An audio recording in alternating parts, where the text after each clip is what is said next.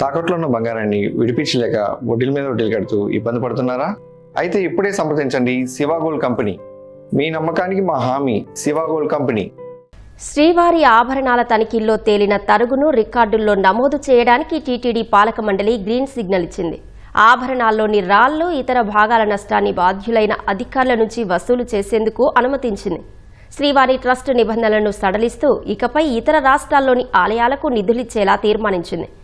ఇటీవల టీటీడీ ధర్మకర్తల మండలి ఆమోదించిన తీర్మానాల వివరాలను తాజాగా ప్రకటించింది.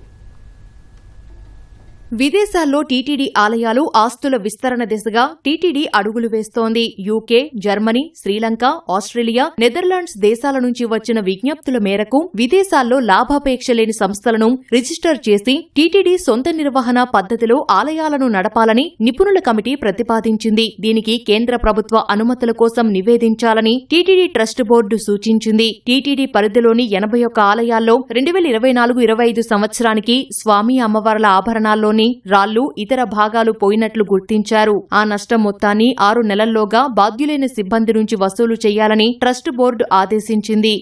శ్రీవాణి ట్రస్ట్ ద్వారా అందించే ఆర్థిక సహాయంపై పరిమితులను టీటీడీ ట్రస్ట్ బోర్డు తొలగించింది. గతంలో ఉన్న 2 కోట్ల గరిష్ట పరిమితికి మినహాయింపునిచ్చింది.